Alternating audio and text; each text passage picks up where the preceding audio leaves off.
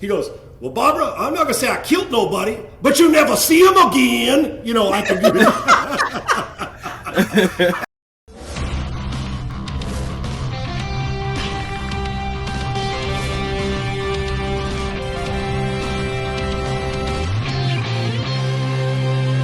Hi, welcome to Krush House. I'm your host, Wayne Allyn, the CEO of VegasWinners.com and the man the media calls the king of Vegas sports gambling and America's oddsmaker. I'm the only sports handicapper in the world with a 180-pound granite star on the Las Vegas Walk of Stars. My company, Vegas Winners, sponsors the Krush House series. This podcast, Krush House, as well as Krush House Cappers and Krush House Legends. Whether you love sports, famous sports legends, or profiting from sports gambling, we've got the podcast for you.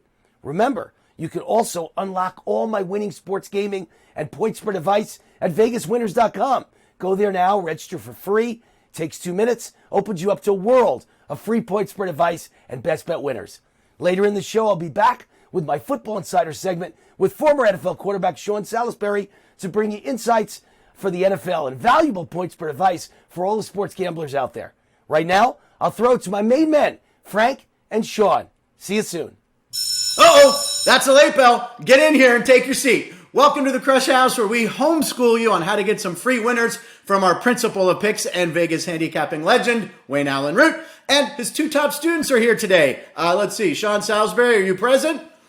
Present here. He is here. All right, and I'm the class clown, Frank Nicotero. We also have a special guest here for first period. It's former NFL player Rashad Jennings. Class is now in session. Let's crush. All right, so we got a big college football weekend coming up. Clemson versus Georgia, Alabama versus Miami, the Liberty Flames versus the Campbell Fighting Camels. And that's why we got to bring Rashad and Rashad Jennings, former NFL player. You into Liberty. They are favored by 21 points over the Campbell Fighting Camels.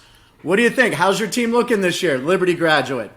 You know, my team looks amazing. And, I think they scheduled that on purpose because September 4th is actually when I was supposed to get my jersey retired and have the ceremony.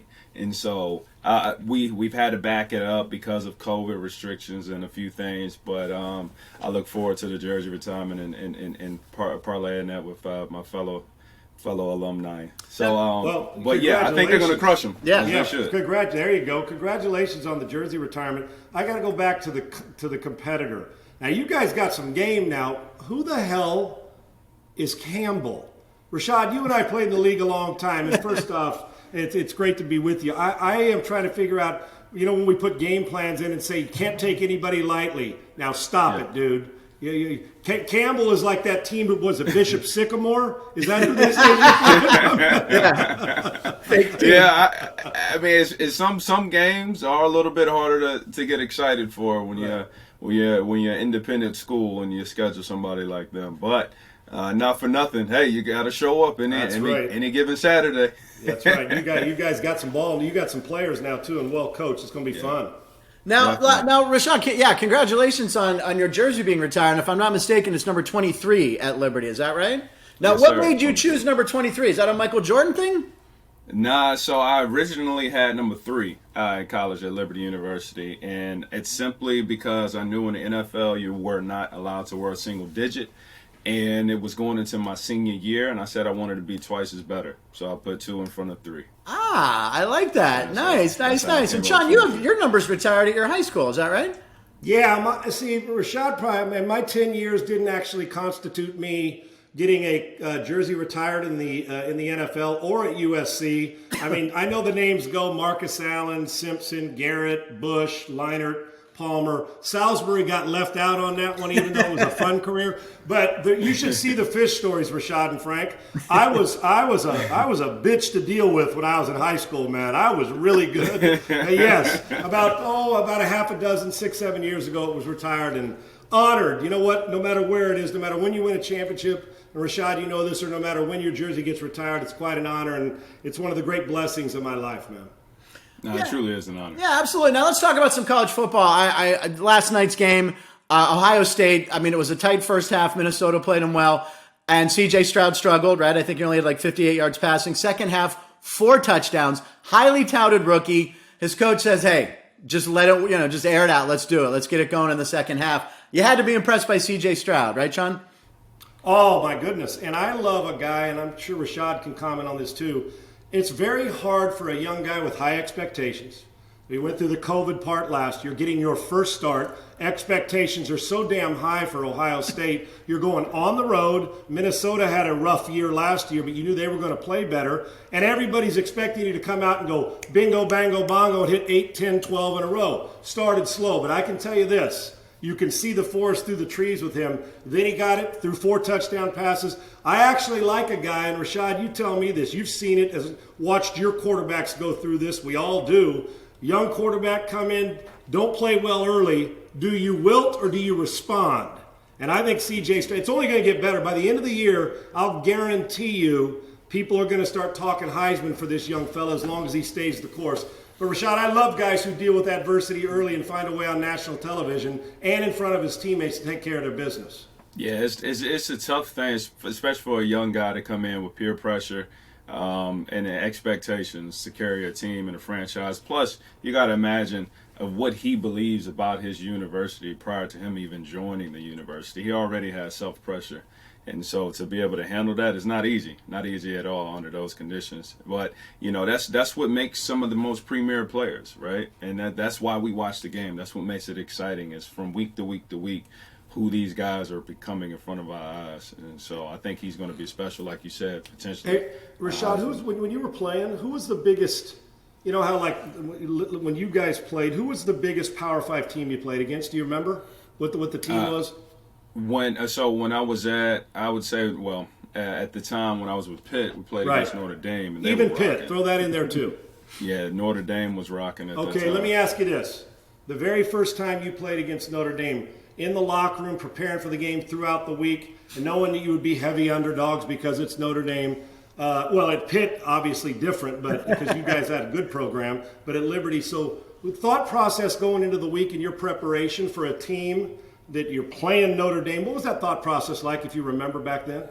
Yeah, so for me, I was excited. I even give it to help your story even better. At Liberty University, we played against Wake Forest. Okay. Right, and so at that time, we're going in. I think we were there homecoming. We was supposed to get whooped pretty good.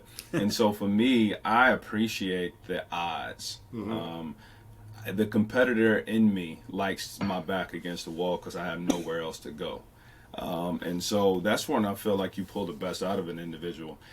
The preparation, now, it's more literally between the ears of getting somebody ready. Physically, there is no difference, because I started at Pittsburgh University, transferred to Liberty University, right. And I had to dominate in order to get an opportunity to play at the next level, and I did.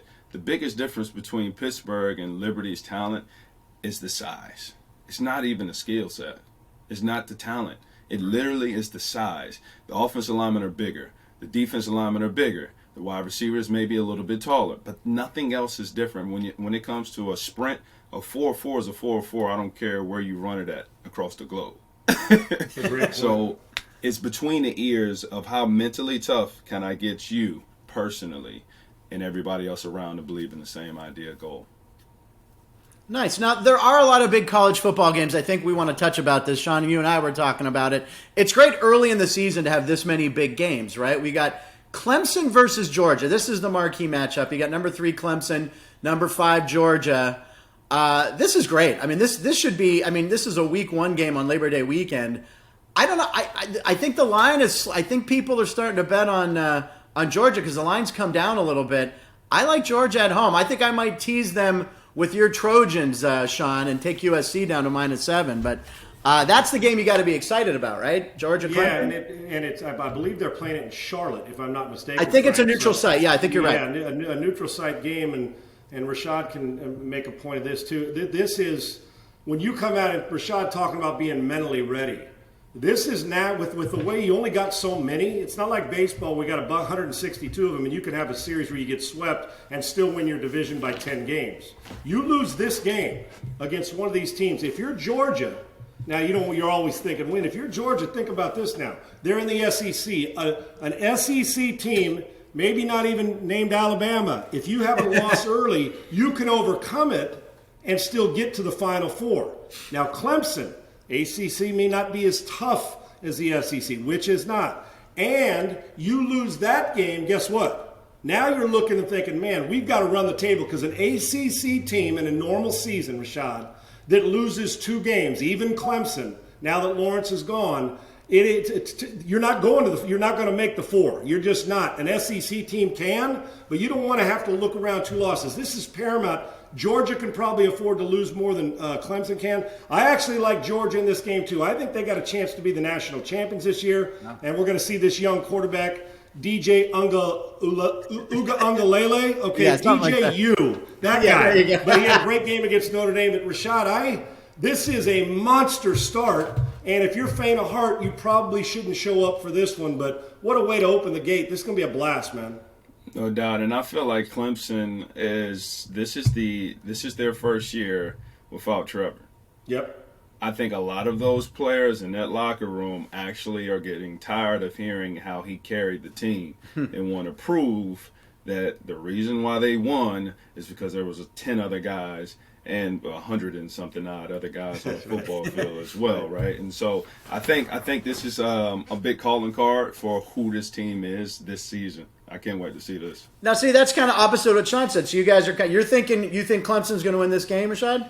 I think they're going to have if there was a meter to determine attitude. Right. I think Clemson has the more pissed off, we're about to win this game attitude. If it was a meter, I think they got a higher meter right now. And I think that Kirby Smart is damn tired of chasing Nick Saban, and he wants to prove that Georgia's the team. And really, while everybody else, and Rashad, you're so right. It seems quarterbacks, we've heard too much credit, too much blame. But it always, if Clemson won, it was, Trevor. If Clemson lost, it was, man, boy, I wish they would have tackled better. It was never, that's the way it worked. But we got some talented quarterbacks, and JT Daniels on the other side got something to prove. Remember, SC starter. Blows out his knee, has to transfer, and didn't start all the games last year. So there's something, he's a long way from home too. So I think this is going to be matter of fact, I can't remember the last time, and maybe it was 3 years ago that I thought about this, but the anxiety that I'm pumped up like I'm playing, Rashad, like I'm on scholarship, and damn, they're not offering me one, but yeah. I think this is going to be a great, and you know what, it's going to come down, it never comes down to one play, but it'll come down to 3 or 4 plays, because I don't believe anybody's running away with this game, Rashad. I think it's going to be physical and nasty, and a couple plays here and there, a big run by a guy like you, make a huge difference in this one. Yeah, it's definitely going to be an emotional play, and unfortunately, it's these type of emotional games that come very early that sets the tempo for the rest of your season. Yep. Some aren't ready for it either, right, Rashad? Some are and some aren't. Right, exactly, and some people are going to be exposed. And there's another big ACC-SEC matchup. You got Alabama at Miami. That's another good matchup. Alabama's favored by 19 and a half points. They're going to boat race them, dude. This ain't Warren Sapp's Miami Hurricanes. It is. Ed Reed ain't playing, okay? Ray's not playing. No offense. Bernie Kosar not throwing some sidearm where he looks one way and throws the other. While I like Manny Diaz and the Canes, but the U is about to get boat race, brother. And I don't know about you, Rashad, but Alabama with another freshman who's highly touted and probably making more money than a lot of NFL guys with the name, image, and likeness right now. Then Rashad and I are sitting here thinking, damn, I wish that was around when we played. But my man, I don't see Alabama can play at 85% and win this game. I think they're that good. I don't think Miami. I'm taking Alabama in the game. I think they're going to put it on them, Rashad. Oh yeah, no doubt about it. I mean, and it's funny. It's weird growing up watching college football. You know, I have 2 older brothers. They both play. They're 10 and 13 years older than me, and they both play college football. So just watching, college football and seeing Miami, they don't have the name they used to at all. Mm-hmm. Not even an iota. So to even hear like Miami's spread, and I think it should be more. We're supposed to do this, my man. I don't even know. Yeah, I'm not sure what the U is anymore. But obviously they got some talented players in there, but they're not going to be able to keep up with Alabama. And it's just not going to happen. All right, so Frankie, who you picking, Frankie? Don't duck us. Don't sit around there and duck Rashad. I'm telling you. Lay it out there. Man. We put it out on the line. I will take the SEC. I'm sticking with Georgia, Alabama. By the way, Sean, right now you like Georgia and Alabama. You were 1-0 last week. We had the under on the game. What was it? Wisconsin or no? Who was it? God, why am I drawing a blank? It was Illinois, Nebraska. Game. And last night I actually took in the spread, not in the game. I knew the game was going to be won by Ohio State, but it was 14 points, and I took Minnesota, so we had a push last night. So I keep that $8,000 I bet. No, I'm kidding. I keep that in my pocket, man, so I didn't lose that one last night. You were looking good in the first half. So was I with that under. I thought the rain was going to move in a little quicker, but it didn't. All right, last college football thing. Liberty Flames favored by 21.5 over the Fighting Campbells. Is your alma mater Liberty going to cover? Absolutely. Okay, there we There's go. no doubt. That's what I like to hear. There's zero question. I do got to ask him one question. Rashad, your quarterback, he's a monster, isn't he? He can rip it, man. Yeah, Malik is different. Really good, genuine guy, hardworking. He's the kind of guy that, as a coach, you want on your team. As a player, you want on your team. And he's at the leadership position by default, and he deserves the leadership that he actually has. Dangerous, Frankie. Yeah, he's a phenomenal guy, man. He really is, and I would even say this: Liberty is going to win at a bigger rate than Alabama is going to win. Like they're competing. That's the spread. If you want to bet, it was like who's going to win more, Liberty or Alabama, versus their respective teams this week, because both of them are going to punish the teams they're playing. I love it. All right, let's see. You were talking about what a leader the quarterback for Liberty is. When you made it to the NFL, who were some guys that you thought were great leaders? Now, I know you played with Eli. I heard you talking with Wayne a little bit about Eli. What was it like playing with Eli Manning with the Giants? Eli was different, man. He was a special guy.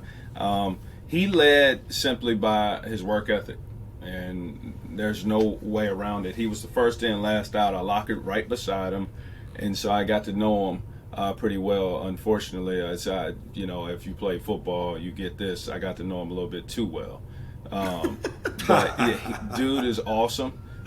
He's a prankster. He loves to have fun. He really earns the respect of everybody he's around.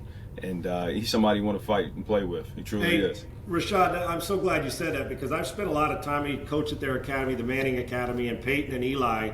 Great family, and I'll validate that, and you were around him all the time. But what people don't, now they see this with Peyton, because Peyton's more like, now you see the grinder, that he's the football IQ guy, but when you're having a beer with Peyton Manning or sitting around, dude, that family's prankster galore. And Cooper, who's got his son Arch, who might be playing in the NFL tomorrow when he's in high school, so the whole Manning family. But with Eli, that family, and the prankster is not just once in a while. The personality, Eli kind of looks as pedestrian, nothing's funny, but he is, the personality is through the roof. Am I right, Rashad? That fan, when I've been around him, the laughs are galore, man, and it never stops. Yeah, no doubt. It's still like that. I actually called Eli when he retired, and so we have a running prank going on with somebody still today. I think the prank. It's not tag, is it like the movie where you tag each other when you see each other? Yeah, no. Which was a true story, by the way. Right. That's crazy. Nah, we still got a running prank that's probably been going on for at least like 6 years. This dude still ain't figured it out. When he does, he's gonna be pissed. But not for nothing. Eli, seriously, like you said, he's the kind of guy you crack a beer with, and you love just having him around, man. And that's the type, when it comes to the leadership positions, right? Like heavily positions, quarterback is somebody that you want to that the team has an immense amount of respect for, and everybody does. Is he a Hall of Famer? If you're voting, is he in a my Hall of book? Famer? Absolutely. Remove that you're his teamate. Is he a Hall of Famer? Absolutely. His pedigree, his career, his stats, his numbers, two MVP Super Bowls against the GOAT himself. I can't make a reason why he cannot and will not be in a Hall of Fame. See, I think 2 rings get you in, but then why is Jim Plunkett not in the Hall of Fame, right? Because the committee's screwing that one up right now. Yeah, I mean, Plunkett belongs. They screwed Flores for years. Now, speaking of the Raiders, now listen, Rashad, you played for 3 teams: the Jags, the Raiders, the Giants. Here's my question for you: which of those 3 teams wins the most games this year in the NFL?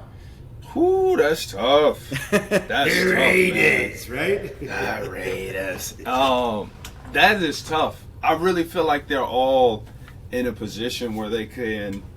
It's like for so many reasons, there's players on there that this is their make or break year.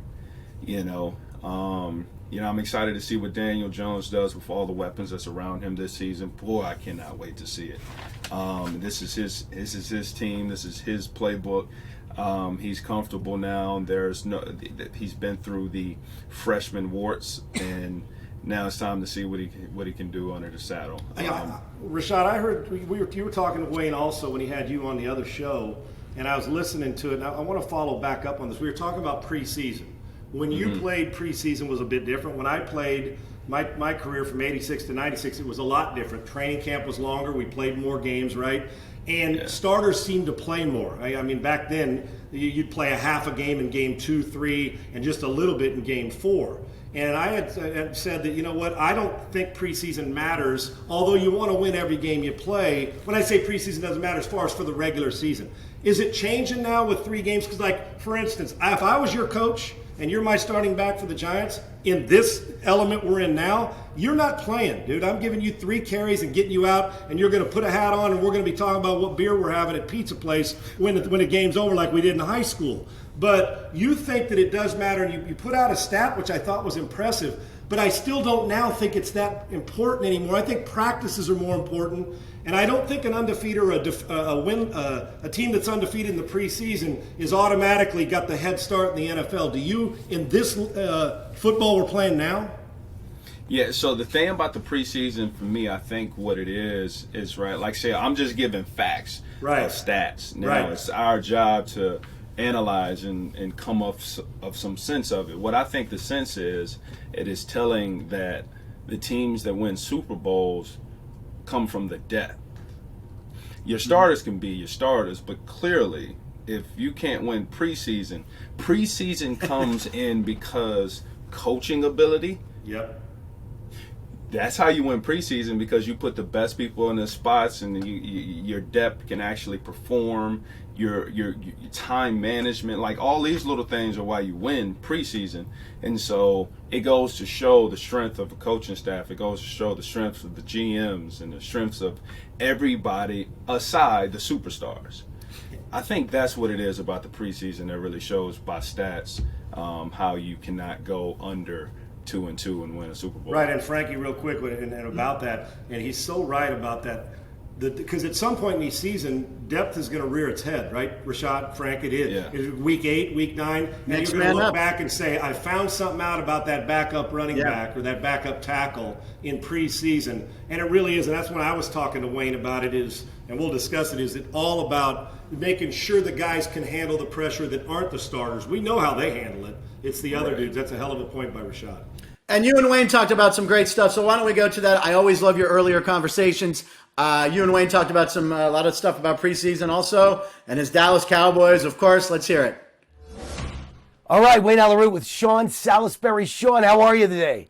I'm doing great. Good to be on with you. It's football season, brother. You know I'm pumped up. By the way, you look fantastic, my friend. Thank you. Listen, I like look at you. I got to keep up somehow. I'm a long ways away, but I'm trying, brother. We're the Smith and the Joneses. We're keeping up. It's good. There you go. Let's talk about a few questions. Some of them are ones you wanted. I want to start with a question I wanted, which is my Dallas Cowboys finished the preseason 0-4.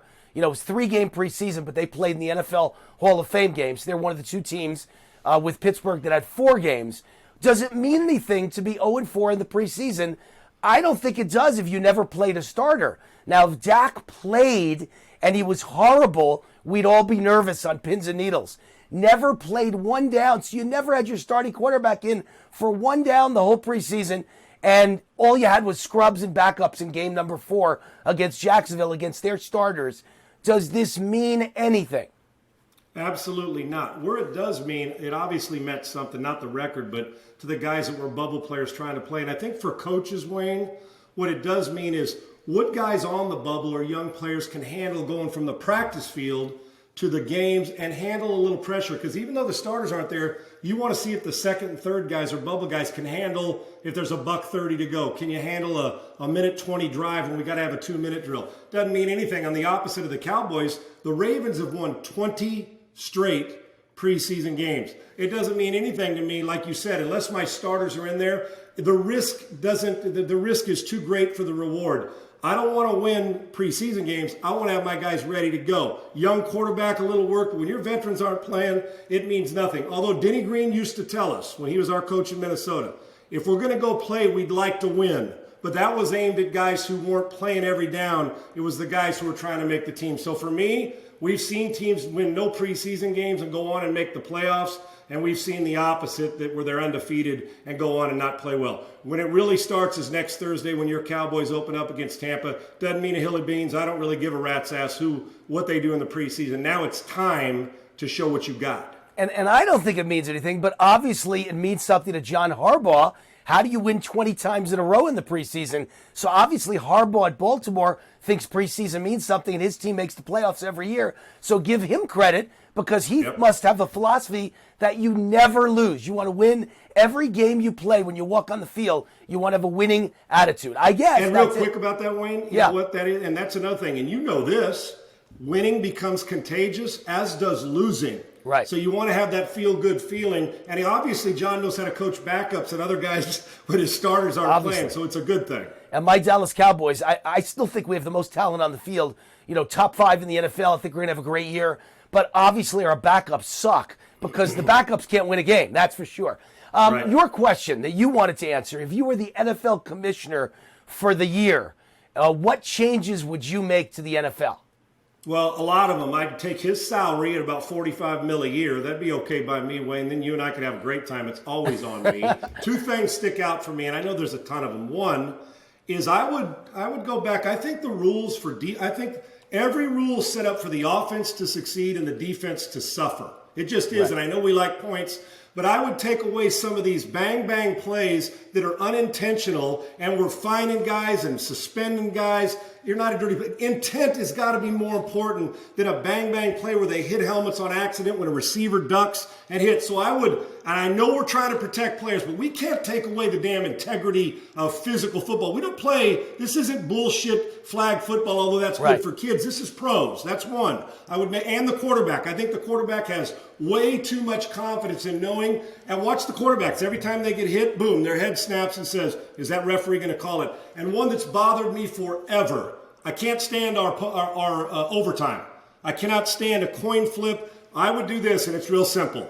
Coin flip. Both teams get a minimum of 1 offense and defensive possession, because all things come into play then, right? Field goal or touchdown, you get a chance to match. And then it becomes sudden death overtime if you both score a touchdown. Right. Because offense, defense, and special teams are all involved. I like it. Coin flip should not decide who wins the game. I want all 3 involved. They both should get a chance to match, touchdown or not. Let alone a Super Bowl, by the way. 1 coin flip. Right? And I had the winning side. I had the New England Patriots that year. But you can't let them win a coin flip, go down, and the game's over. That's crazy. Amen. But I'll tell you what I would do if I was commissioner for the day. The biggest, you're going to find out by the end of the season, save this tape, the biggest mistake in the history of sports was demanding every player be vaccinated. Israel's the most vaccinated nation in the world, and there's a total blockage in the news media. They haven't announced that Israel is the sickest nation in the world. The vaccines wore off, and everybody's sick. Right now, person for person, based on the size of Israel, they are the sickest COVID nation in the entire world, and everyone's vaccinated. The hospitals are filled. People are dying like crazy. All I've ever said, I never said don't get the vaccine. I said wait, and don't give it to healthy young players. They don't need it. The dangers aren't worth it. They're not going to die from COVID. Guess what? You're going to see the NFL so sick this year. Those players are going to get sick because Israel vaccinated 8 months ago, and it's just happening now. America doesn't understand. The vaccine wears off, and when it wears off, the variant is actually worse for the people that got the vaccine. Worse. It's much easier to get sick, much easier to spread it, and much easier to get seriously ill. And nobody seems to know this yet, which means the NFL is going to get lots and lots of sick players by November and December. Very scary. They should have just waited and made sure that everything worked. They rushed into it, and now every player is vaccinated for the most part, and I think it's going to cause all kinds of games to be canceled. Very scary. Yeah, that'll be a bummer too, won't it, Wayne? Yeah, it will be. Yeah. All right, let's talk about what former player you would bring back? If you could bring back one former player, who would it be? Well, I could go way back to your Cowboy. I'll tell you a sneaky one. Your guy Tony Dorsett and Roger Staubach. Roger Staubach. Yeah, but I got a couple of them. I was fortunate to play against, well, I didn't have to tackle his ass or it wouldn't have happened. And Rashad Jennings, who's going to join us later on, he knows all about this guy, Barry Sanders. I think he was worth the price of admission times 40. Can you imagine now with spread out offenses, with guys always trying to defend the pass, that cat in the open field, you trying to tackle him, he could run 60 yards and gain 2 and chase you around. I watched Joey Browner, a teammate of mine who's a Pro Bowler, probably should be in the Hall of Fame, grab air trying to tackle him. I would love to see Barry Sanders. So we got cheated. We didn't get all of Barry Sanders' career. And number 2, and this one really would be my number 1 because I'm partial to quarterbacks, with these offenses and the way they throw and rules for quarterbacks, can you imagine Marino in Kansas City? Oh my Can you gosh. imagine Dan Marino and your Cowboys, as good as those guys are? The ball comes out so quick. He didn't take sacks. With the way receivers are now and the way the game's open and defenses and offenses, the rules that are set up, Dan Marino would throw for 6,000 yards, and that is a guarantee market. He'd be at the top of the list because I think if Dan was on a good team, he probably would have won 4 Super Bowls. They were good, and I don't mean it like that, but a better team that helped him and supported him even more. He had good players. Marino would be at the top of the list because I think he'd set the world on its ear. All right, let me give you some fun ones. First of all, Roger Staubach, because very few people understand. Here's a guy, his stats were great, but not that great compared to today. But for those days, they were great. If you have Staubach today and you let him rip it, you know, you'd have the Drew Pearson Hail Mary every play. And so here's a guy that played only 10 seasons in the NFL, and I believe he made the conference championship or the Super Bowl 7 out of 10 and got in 4 Super Bowls. So give me Staubach today, and he'd be breaking every record in the history of football for winning. The guy would win every Super Bowl like a Tom Brady. Give me Joe Namath today. There's nobody that handsome and that cool at quarterback who's hanging out with the most beautiful women in the world. Come on, Joe Namath was the greatest guy of his time. Right. Put him today. Right. And how about this one, just for fun? It's not like I like him. It's not like I don't think he murdered someone. But O.J. Simpson. If you're going to bring someone back that causes controversy, we got to have O.J. Simpson in the backfield. Come on. By the way, I friggin' love you, man. By the way, I live not only in Vegas, but in the Summerlin area of Vegas, which is like the Beverly Hills of Las Vegas. Everywhere I go, every night I go out to eat, whatever nice restaurant I go to, I walk into O.J. Simpson. He's there every night trying to pick up beautiful ladies at the bar, I swear to God. And so every time I go out, it's OJ, it's OJ, it's OJ. It's unbelievable. So it just reminded me, wouldn't that be controversial? OJ back. I got something. OJ Simpson's on my mind for another one of these questions, and we'll get to it. All right, you got it. But what you did want to ask me was the biggest NFL betting guarantee. You wanted me to say, what is it, Sean Salisbury? Well, I can't wait. I'm on pins and needle. What's the biggest betting guarantee? Well, you're going to know this better than me, but for me, the biggest betting guarantee is that the Tampa Bay Buccaneers win the division by minimum of 2 games. That's number 1. I actually think right now, 22 starters back, the quarterback, 7-time Super Bowl winner. They're in the offense more. They've had an off season together. I think that if anybody thinks the Chiefs or the Buffalo Bills are right now better than the Tampa Bay Buccaneers, think you're wrong. Both really good, and your Dallas Cowboys and the Rams are good as well. But Brady, another year after a Super Bowl, and he always stays hungry. The biggest guarantee is not only that they're going to win the division, but that they will be hosting the NFC, at home field throughout the playoffs with a chance to get back to the Super Bowl. Got it. That's the biggest guarantee. The Bucs will win the division with the best record in the NFC. Are you trying to say the buck stops here? Right, yes, it does, brother. So that will make Tom Brady at the time of the Super Bowl, 45 years old? He's 44 now. He'll be 45 next fall. This is freaking ridiculous. I mean, unbelievable. Completely ridiculous. But by the way, it backs up my thinking. You know, I work out 90 minutes a day, every day. Tom Brady's a workout maniac. And if players in the 1970s and 80s ever had his work ethic, they could have played 20 years as well, you know. So instead of smoking cigarettes in the locker room at halftime, right? No good. I never smoked in my life, never drank in my life. What player do you think is the best in history, NFL and college football combined? That's an interesting question I've never heard before. Yeah, it is. And I looked at it. I was thinking about basketball when I came up with this football question, because when people talk about Michael Jordan, who's great, and we're at a time now when guys don't stay in college if you're in the NBA, that's got to be Lou Alcindor / Kareem Abdul-Jabbar for the NBA, right? National championships, John Wooden, all Right. the NBA championships, MVPs. For football, for me, it's two guys. One you talked about, one I talked about.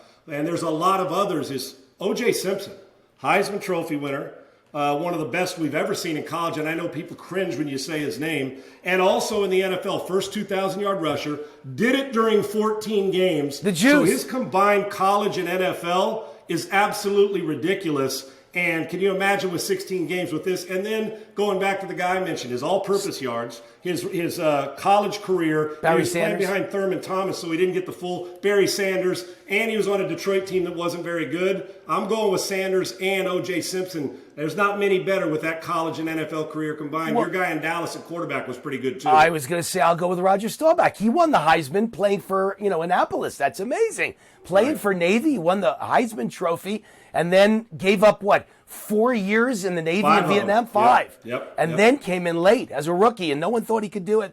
And one of the great scramblers of all time, Roger the Dodger Staubach. Great guy. By the way, the greatest line of all time. I don't know if you remember the line. He's being interviewed by Phyllis George, Roger Staubach, and she asks him about Joe Namath's reputation as a swinger and a bachelor and all the hot ladies. And he says, Joe Namath and I enjoy sex just as much as him, but I like it with one lady.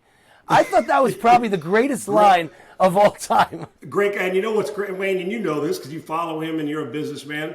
Can you imagine how much money he'd make at quarterback now? This is a $50 million guy. Yeah. But such a successful businessman. He's making more money and he knows what to do with now because he's such a good guy and focused. His business acumen is almost, or is even exceeded his playing career, and that's saying something for one of the best dudes and players we've ever had. Well, I saw the list. He's the richest NFL player in history.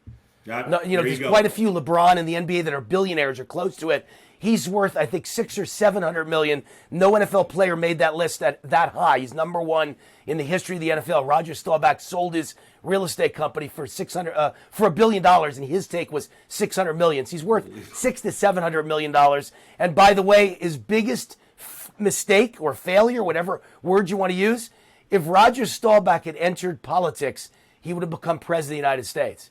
But he never got involved in politics. He stayed in business. He would have been governor of Texas like George W. Bush, and then he would have gone on to be president of the United States. Beloved guy, and he just didn't have the political itch. But if he did, he missed out on being president of the United States. Wayne, he still might win it if he ran for it. The truth. Well, today, he still could win it, yeah. I think anybody would win it today against Joe Biden, but that's a whole nother story. We'll stick to sports for today. You and I'll stick to politics on our shows tonight. All right, Sean Salisbury, NFL quarterback, and my buddy and my partner on this show. Thanks for another great segment. You're awesome, man. Thanks, Wayne. All right, see, I just want to point out, thank you, Sean, that the only non-Steeler thing I have is Dan Marino. There it is, little Dan Marino bobblehead. He was amazing, and could you imagine what he'd do nowadays?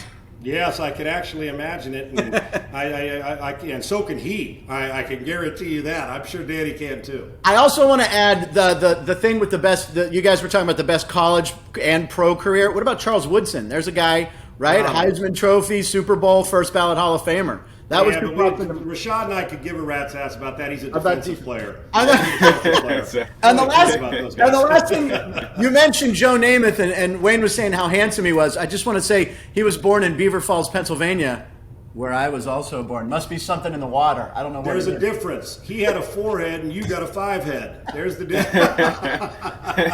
Damn it. All right, now, Rashad, we got to talk about, you talked to Wayne about this too. Where's your crystal ball trophy, man? Why don't I see it behind you? You were a winner at Dancing with the Stars. Yeah. That is a much sought after trophy. It's not the Pete Rozelle, but where is it? Yeah, now that's at home. That's at home in Virginia. My mom takes pride of protecting that above the fireplace, so she loves it. Makes her day, so I keep it there at the moment. Go ahead, Sean. Frankie. No, I was going to say, listen, Sean and I are both big pop culture guys. You were on Dancing with the Stars with Clubber Lang. You were on with Mr. T. Please tell me you have a Mr. T story from being on Dancing with the Stars. Yeah, Mr. T is the man. He came up to me, and his laugh, his little laugh is like the most memorable thing.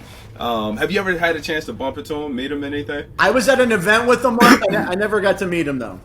Oh, man. He was swamped. He was swamped. It's Mr. T, you know. Yeah, it's Mr. T, man.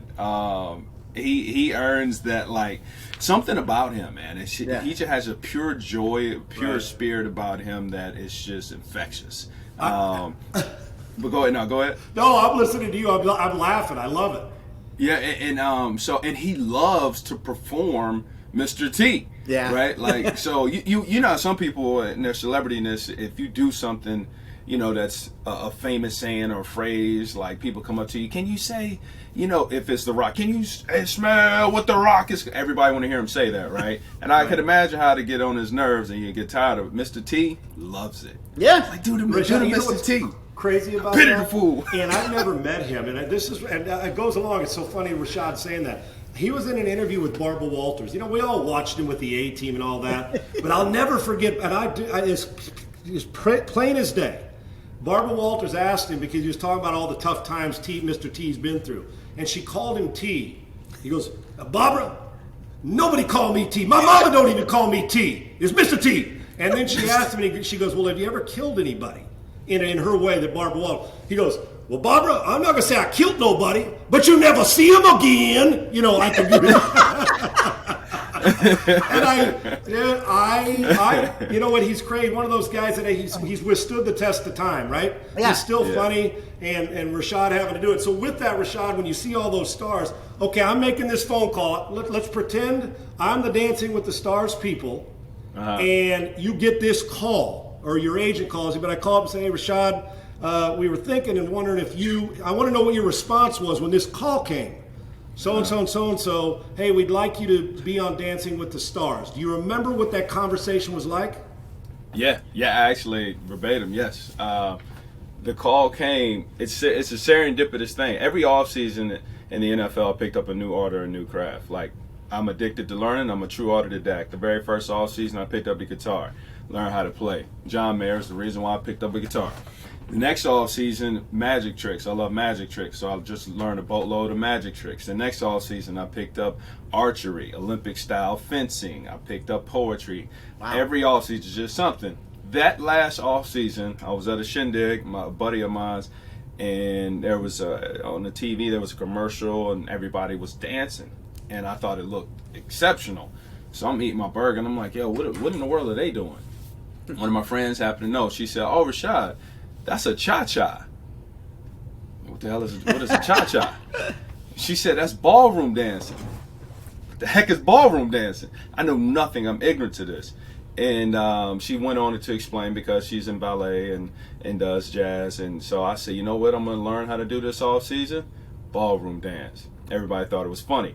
So I train in Fort Lauderdale, Florida every off season from 8 a.m. to at least 1 p.m. I come out of the gym. I got on a tank top, big buff, burly dude, finds and Googles the local ballroom studio. I go in, I open the door. Ding! Everybody's daintily like this.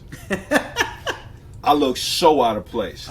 And it's so bad, I didn't even know how to ask properly. A lady said, how can I help you? I said, yeah, I'm looking for the cha-cha. Is it here? Like as a person.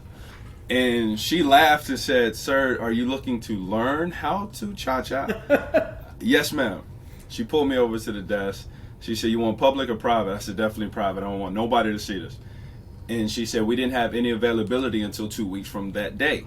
I said, sure, no problem. I'll be back in 2 weeks. A week from that day, that call from Dance with the Stars happened. So I answered. I'm like, are you joking? You thought it was a buddy playing a trick, right? Yeah, because It was Eli. knew. Yeah. And they told me, they said, yeah, no, we would love to have you on the show. And it's like, okay, that sounds great, because I was about to pay somebody to teach me. Y'all gonna pay me Right. to come learn from pros? Sure. Now, I've never seen the show one day in my life prior to being on it, and I'm glad, because I don't know if I would have said yes. Maybe I would have been too nervous. But to me, it just sounded like I was going to learn some ballroom dance. The very first week was a cha-cha, just like I thought I was going to go learn anyway. And I thought I would learn my cha-cha, and Great off story. I go.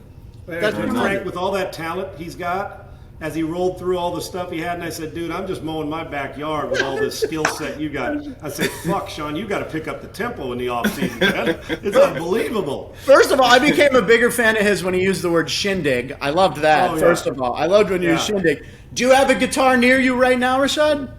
I got one in there. It's downstairs. I got 2, acoustic and electric. I kind of wanted to hear him play, Sean. I just wanted to hear a little something. I was going to say I could teach him to two-step, but that's about the distance I go with it, my man. Oh, you are a white man overbite dancer. Let me see you dance. I'm sure you can dance. That's what he thought. That's what he thought he was walking into when he went to the ballroom dance, and a bunch of 70-year-old white dudes trying to get around where their girls are holding them up, and he goes in there and said, "Nah, Dancing with the Stars." Okay, first game of your NFL career, Dancing with the Stars. Curious, more nerves. That's exactly what I was going to ask him, Sean. Man, I've been asked that question a lot, and people, I don't know if they're shocked when they hear this, but definitely easily dancing. I thought so. I was sweating in my britches, man. Y'all have no idea. Like, I can't hide. I can't hide behind teammates' face masks, nothing. I'm butt naked out on the dance floor in front of a camera that I know or the world is watching me. And if I do one thing wrong, but here's the thing though that pissed me off about it. It just made me think about my life decisions. I spent 20, 30 years of my entire life trying to become a professional athlete. Sweat, blood, tears, cracking bones, concussions, you name it, right? And I get booed, I get cheered some, but mainly like everybody has something to say about you, cuss that, da-da-da-da-da. I get on a dance floor for 1 minute and 15 seconds, and the world was like, like welcomed me. I was like, I can't believe I played football. I should have chose something else. People are nice out here. That's awesome. And Rashad, you continue to do great stuff. We know you've written several books, right? You're on your 6th book, is that right? Yes, sir. And can we find these on Amazon? Yes. Yep, Okay. all on Amazon. Yep. We got to check them out. And I know that you're big into helping fight children's illiteracy and teaching kids to read. So that's great. We love that you're a renaissance, man. You're playing guitar, you're dancing, you're playing football. You got a second career in broadcasting. We can't thank you enough for being on the show. And Frankie, I'm going to go knock on his door and say, "Hey, Rashad, I'm looking for cha-cha. I want him to teach me how to do it, right?" Looking for cha-cha. Oh my God! Just let me hear your Mr. T impression. I got to hear Mr. T impression from you. We heard Sean's. Oh, man. Hey, I pity the fool. That's the best I can do for you, man. He's a special one. Oh my God! All right, I pity the fool. If you don't come back and watch the next episode of Krush House, you heard it from Sean Salisbury. He likes Georgia. He likes Alabama. I don't know. Rashad might be on Clemson. I'm gonna stick with Georgia and Alabama. I'm going with Sean. We love when you guys watch the show. We appreciate it. Make sure you check out Vegas Winners. You can get free picks from Wayne Allyn Root. Right? You got to go. This guy's going to help you make money this football season. It's Labor Day weekend. I know it's college football and it's eating and it's barbecue. Rashad, what are you eating this weekend? You having a cookout or anything? Yeah, he's probably a gourmet chef now. Yeah, too, right. So go ahead, man. You know what's funny? I did win Rachel Ray's cook show. There you go. All right. Yeah, all right. Cut him off. No, shit. Here's Mike. What are you going to eat this college football? You got a specialty that you cook or that you do like to eat? Yeah, no, I'm a big fan of sliders. Oh, so I okay. change it up on what's in it, the sauces, and this weekend we're doing an Asian coleslaw on the sliders. So, Can't wait. I can't wait to see you in the Indianapolis 500 too while you're driving too, man. It's unbelievable how good you are. I pity the fool. I love it. Thank you. We'll see you next time on Krush House. I pity the fool who don't watch Krush House. The best line, come on, Clubber Lang, the best line in Rocky 3. Any predictions for the fight? Predictions? Pain. Yeah, right. Rashad, great stuff, man. What a great interview and great to have you on, brother. Thank you. Fantastic. appreciate you guys. We'll see you now. I got to work on the cha-cha. Is this the cha-cha? No. Hey, It's a lot more. There's a lot deeper into it than that. You get off camera and practice that. that looked like something just What's ran out of that? batteries. Hi, I'm Wayne Allyn Root. Thanks for hanging out with us on Krush House today. I want you to remember you can sign up to become a part of the Krush House gang and unlock my winning point spread picks only at VegasWinners.com. What else can you do at VegasWinners.com? Check out all our entertaining and informative Krush House podcasts. Enter to win fabulous prizes, including trips to Vegas to join me and the Krush House gang to watch a game, break some bread, and experience Sin City like few ever will. And most importantly, it's always about the Benjamins. winning with me every week only at vegaswinners.com. To get locked in with me and my team of 21 professional sports handicapping champions, all you have to do is register. It's free, it's easy, takes 2 minutes, and you automatically get the picks, the wisdom, the analysis, the odds, the scores, and the winning point spread advice. Free winners and best bets. Find it all at vegaswinners.com. Thanks for dropping into another episode of Krush House, because winning isn't everything, it's the only thing. Until next time, just win big, baby.